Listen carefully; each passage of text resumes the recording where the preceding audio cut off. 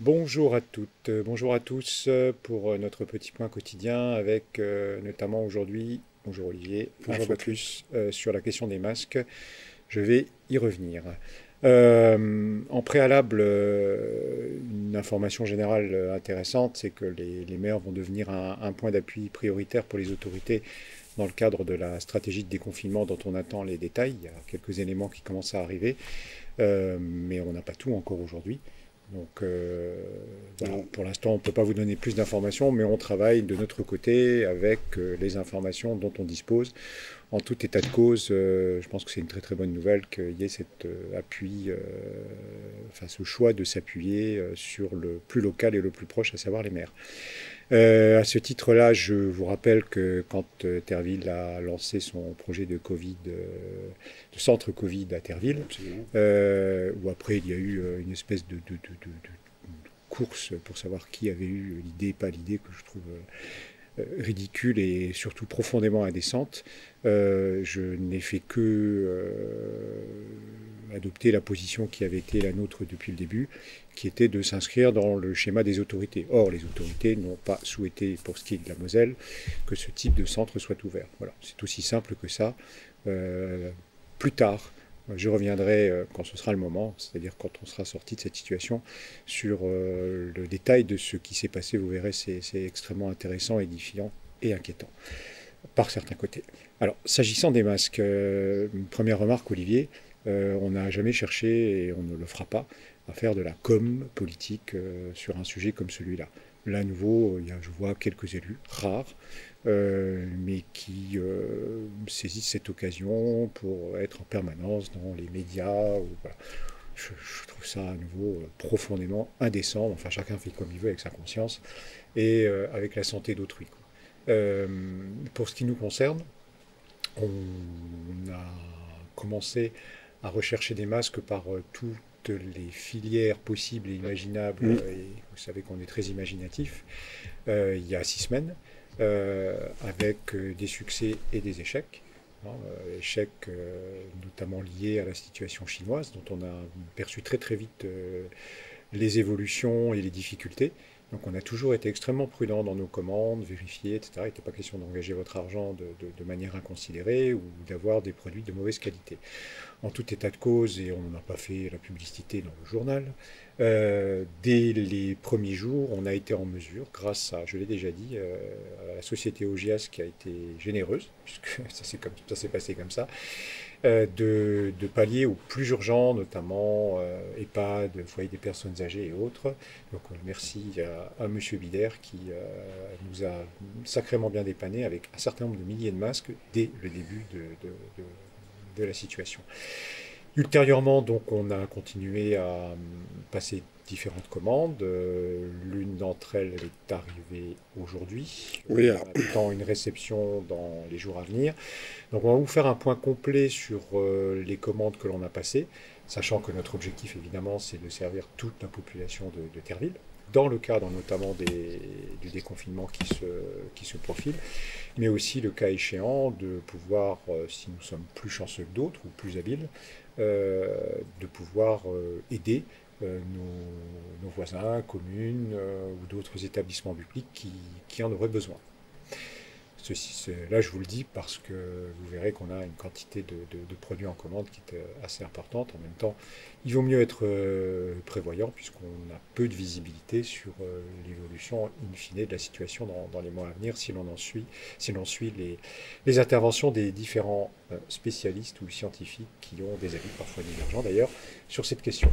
Donc Olivier, un petit point sur nos commandes de masques. oui, alors, c'est vrai que tout le monde court après les masques, hein, que ce soit l'État, les collectivités locales, les régions, tout le monde fait des annonces.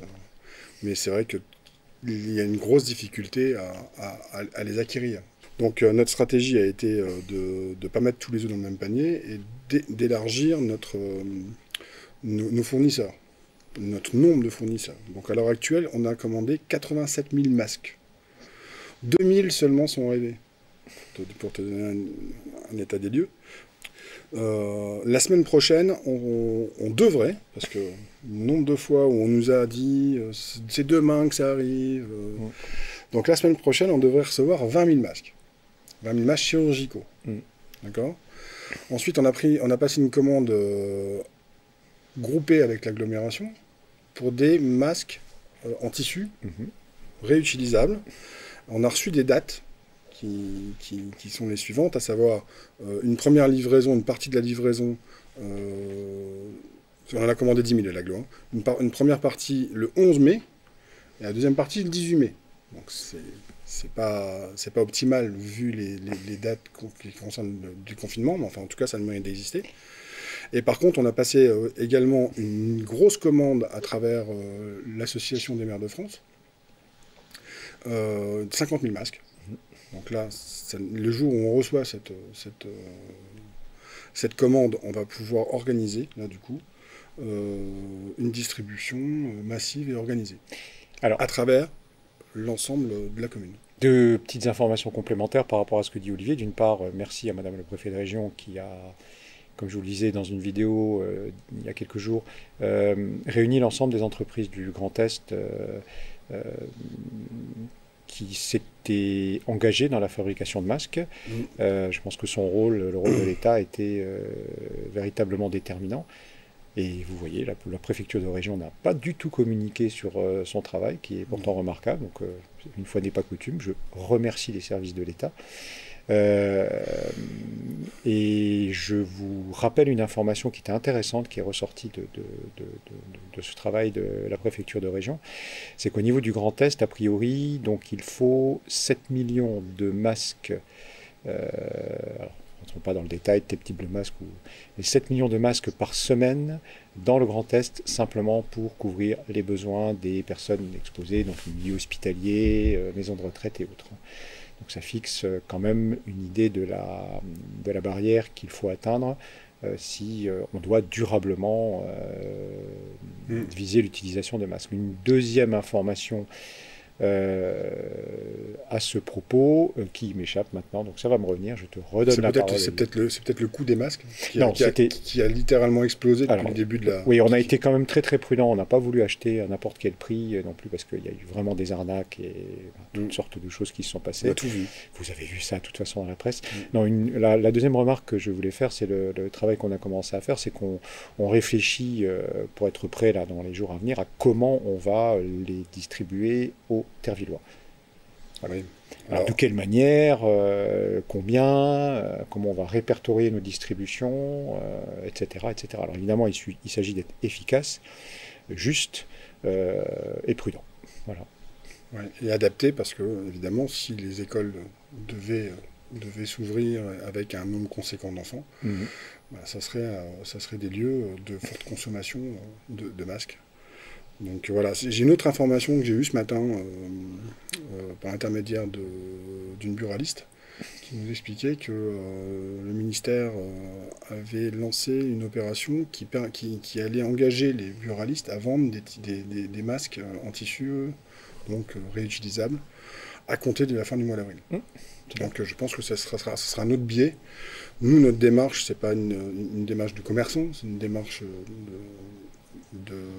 d'élus qui avons vraiment le souci de mettre à disposition de la population un maximum d'outils sanitaires qui leur permettent de pouvoir envisager le déconfinement ou une vie sereine dès qu'ils sortent de chez eux.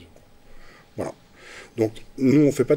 C'est vrai qu'on travaille énormément dessus, croyez-le bien, mais c'est vrai qu'on ne fait pas une énorme communication par rapport à cela, parce que ça serait créer des attentes qu'on attend de nous-mêmes et dont on n'est pas sûr.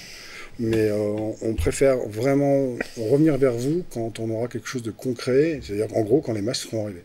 Voilà, puis voilà. C'est pas véritablement une période favorable à notre sens, au sens décente, pour se livrer à toute forme de communication politique, quels que soient les enjeux des uns et des autres. Voilà. Ça, c'est une position de principe. Parfois, on nous le reproche en disant qu'on est un peu trop bête. Mais ça ne va pas faire changer notre point de vue. C'est une question d'honnêteté morale vis-à-vis de vous. Absolument. Un invité voilà. Une information. Encore une information, un rappel en tout cas d'information, juste pour vous dire que la préfecture nous a rappelé que ce week-end encore, tout ce qui est jardin, parcours de santé, jardin public, etc., est fermé, est totalement fermé à la population. Voilà. Alors, on peut en penser ce qu'on veut, mais en tout cas, nous, on est les relais par rapport à ça, et sachez qu'il y aura des contrôles. Donc, on applique la règle. Alors, on vous a dit, hein, on aurait pu, de notre côté, gérer une situation où on aurait organisé des réservations pour que les Tervillois puissent sortir, notamment ceux qui ont des petits-enfants, en priorité peut-être, ou qui sont en appartement. Mais bon, c'est juste pas possible. C'est pas possible. On peut comprendre que la préfecture ne veuille pas faire un précédent ou créer des situations qui peut-être à certains endroits sont gérables, pas à d'autres. Voilà, c'est comme ça, mais on a néanmoins essayé parce qu'on est bien conscient de la difficulté d'une telle règle pour notamment ceux d'entre vous qui ont des situations de logement les moins confortables. Voilà. Donc aujourd'hui, nous recevons Mélanie Évrard. Bonjour Mélanie. Bonjour. Bonjour. Alors Mélanie est une figure du Centre technique municipal, une véritable passionnée d'espace vert, de plantation et d'organisation de l'espace à ce niveau-là. Donc on est très très heureux de vous recevoir aujourd'hui. Vous avez repris le travail il y a quoi, une dizaine de jours? Alors pour l'instant je suis encore à la maison parce que je garde mes enfants. Non mais je parle des services techniques en tout cas. Mais oui, voilà, j'ai participé à des réunions pour justement l'organisation des services et surtout du service espace vert. Et c'est vrai qu'il y a une première équipe, certes réduite de 3 agents, qui ont déjà commencé la tonte et le débroussaillage de certains sites. Mais il y a aussi une équipe de 2 agents qui vont commencer l'entretien des massifs floraux à partir de lundi.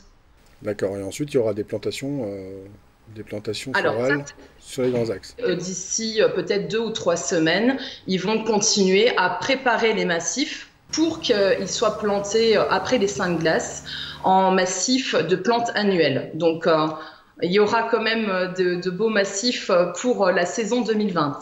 Actuellement, qu'est-ce qu'il faut faire quel type de travail il faut qu'on puisse organiser dans nos jardins?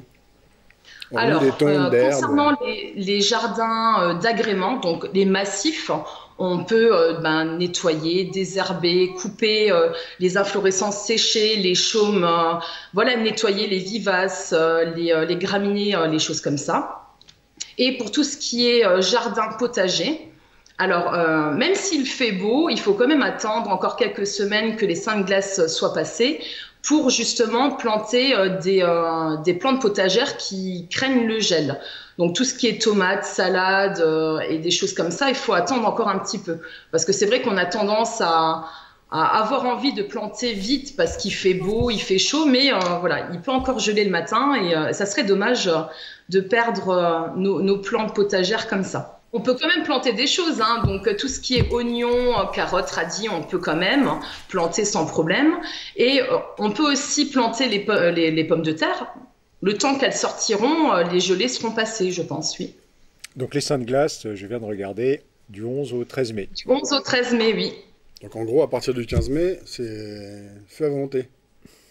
Voilà, en principe, c'est bon. Après, il y a toujours la Sainte-Sophie où il risque encore d'avoir des petites gelées à ce moment-là. Mais voilà, ça fait quelques années où c'est un petit peu moins virulent au niveau des gelées à ce moment-là. Alors Mélanie, les Saintes Glaces, vous confirmez de votre expérience, de votre longue expérience, que ça reste une référence annuelle pertinente? Ah oui, oui, bah, du coup, c'est toujours la date phare pour justement commencer la plantation des jardinières avec ma collègue et des massifs floraux. Donc oui, ça reste quand même une date bien ancrée dans la tête des jardiniers. Bah écoute, parfait. Patrick, moi je vais suivre ton conseil. Je ne peux que vous, les passionnés ou les intéressés, je ne peux que vous conseiller d'envoyer vos questions, si vous en avez, particulière à Mélanie sur le site internet de la ville. Qui fera des petites vidéos, donc. Qui fera des petites vidéos de réponses et peut-être même des tutos. S'il y a besoin de montrer en direct ce qu'il est bon de faire dans son jardin actuellement. Voilà, c'est une autre façon d'illustrer les savoir-faire du service public communal. C'est assez, je trouve que c'est très sympathique. Donc on espère que les Tervillois seront demandeurs de conseils et de tutos. Ouais. Bah écoute, voilà pour aujourd'hui. Merci beaucoup Mélanie. Merci Mélanie. Merci à vous. Au plaisir de vous retrouver. Voilà, prenez soin de vous. Et puis prenez soin de vous. Vous aussi. Et puis prenez soin de vous toutes et tous. Passez un bon week-end et à la semaine prochaine. Bon week-end à tous. Bon week-end. À lundi. Au revoir. Au revoir.